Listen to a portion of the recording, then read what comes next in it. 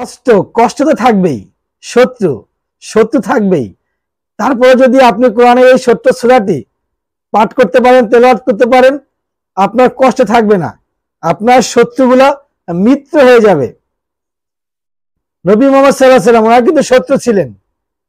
আবু জাহেল, আবু লাহাব, উতবা, সাইবা, মুগিরা, বিখ্যাত কাফেররা নবী মুহাম্মদ সাল্লাল্লাহু আলাইহি ওয়াসাল্লামের শত্রুতামি করেছেন। বিভিন্ন সময় নবী মুহাম্মদ সাল্লাল্লাহু আলাইহি ওয়াসাল্লামকে হত্যা করার জন্য চেষ্টা করেছেন। বিশাল বড় কুয়ো খুঁজছিলেন, সেই কুয়োর ভিতরে নবী সাল্লাল্লাহু আলাইহি ওয়াসাল্লাম পড়ে যাবে এবং সেখানে মাটি চাপা দিয়ে হত্যা করা হবে। জাদু করা হয়েছিল, নবী সাল্লাল্লাহু আলাইহি ওয়াসাল্লামকে পাগল বানায় ফেলছিলেন। টাইম টেবিল তিনি ভুলে যেতেন। মা আয়েশা রাদিয়াল্লাহু তাআলা আনহুকে জিজ্ঞেস করতেন যে এখন কোন ওয়াক্তের নামাজ। এই ধরনের পাগল প্রায় হয়ে গিয়েছিলেন নবী মুহাম্মদ সাল্লাল্লাহু আলাইহি ওয়াসাল্লাম। সেই খাইবার যুদ্ধ বিজয়ের পরে নবী সাল্লাল্লাহু আলাইহি ওয়াসাল্লাম কে দাওয়াত দেওয়া হয়েছিল, খাসির মাংস দিয়ে খাওয়ানো হবে। সেই মাংসের ভিতরে বিষ মিশিয়ে দেওয়া হয়েছিল। তো নবী সাল্লাল্লাহু আলাইহি ওয়াসাল্লামের সঙ্গে যে সাহাবী ছিলেন, সেই সাহাবী মাংস খেলেন এক টুকরো, খাওয়ার সঙ্গে সঙ্গে সে মৃত্যুবরণ করলেন।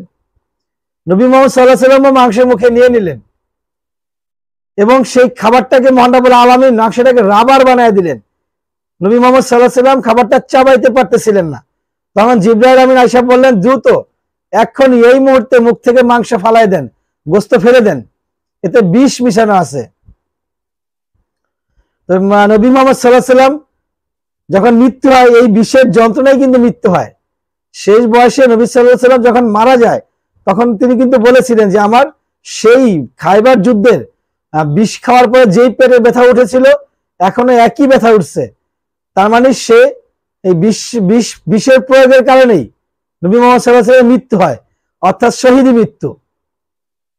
অর্থাৎ মুসা আলাইহিস সালামের ফেরাউনের মতো একজন বাদশা মুসা আলাইহিস সালামের শত্রুতামি করেছেন এবং ধ্বংস হয়েছেন। হযরত ইব্রাহিম আলাইহিস সালাম, মুসলমান জাতির পিতা হযরত ইব্রাহিম আলাইহিস সালাম, তার বিরোধী ছিলেন নমরুদ।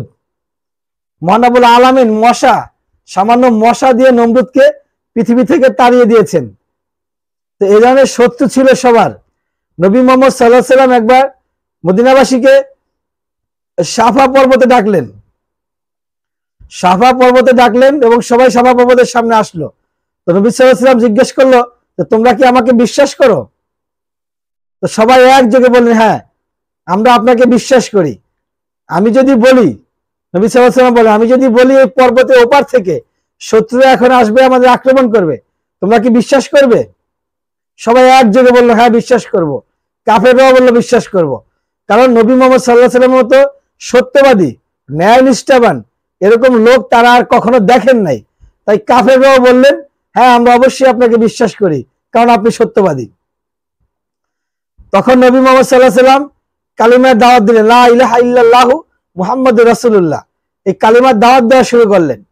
তখন কাফেররা খেপে গেল। খেপে উল্টো পাল্টা কথা বলতে শুরু করলো। আবু লাহাব তখন এতটাই খেপে গেল, তো সে বলল, তোমার ধ্বংস হোক, তুমি কি আমাদেরকে এই কথা বলার জন্যই এখানে ডেকে নিয়ে আসছো?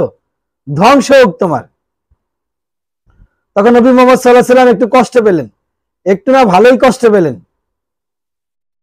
তখন নবী মুহাম্মদ সাল্লাল্লাহু আলাইহি ওয়াসাল্লামের এই কষ্টকে দূর করার জন্য মহান রব্বুল আলামিন ওহী পাঠালেন, নাজিল করলেন সূরা লাহাব, তাব্বাত ইয়াদা আবি লাহাবি ওয়া তাব। অর্থাৎ ধ্বংস তোমার হবে না, ধ্বংস হবে আবু লাহাবের। তো আপনি যদি আপনার সাথে যদি খারাপ ব্যবহার করে, অন্যায় ব্যবহার করে, দুর্ব্যবহার করে, আপনাকে কষ্টে রাখে, আপনাকে বিপদে রাখে, তাহলে আপনি এই সূরা লাহাব পাঠ করেন, তাব্বাত ইয়াদা আবি লাহাবি ওয়া তাব মা আগনা আনহু মালুহু ওয়া মা কাসাব সায়াসলা নারান যাতা লাহাবি ওয়া ইমরাতু হাম্মালাতাল হাতাব ফি জিদিহা হাবলুম মিন মাসাদ। ছোট্ট একটু সূরা, আমরা মোটামুটি সবাই জানি। যখন আমাদের সাথে কেউ শত্রুতামি করবে, আমাদেরকে কেউ অবহেলা করবে, নিকৃষ্ট ভাববে, আমাদের সাথে দুর্ব্যবহার করবে, খারাপ ব্যবহার করবে, তাদেরকে আমরা প্রতিবাদ করব এই সূরা লাহাবের মাধ্যমে। সূরা লাহাব পাঠ করে আমরা তার কথা অন্তরে নিয়ে আসবো যে সেই লোকটা আমাকে বিপদে ফেলাইলো, এই তার কথা অন্তরে ভাববো এবং সূরা লাহাব পাঠ করব, ওই ব্যক্তি ধ্বংস হয়ে যাবে। আবু লাহাব কি হয়েছিল? ধ্বংস হয়ে গিয়েছিল। তো একইভাবে আমরাও যখন পাঠ করব, মহান রব্বুল আলামিন ওই ব্যক্তিদেরকেও ধ্বংস করে দিবে। ওয়া আখির দাওয়ানা আলহামদুলিল্লাহি রাব্বিল আলামিন।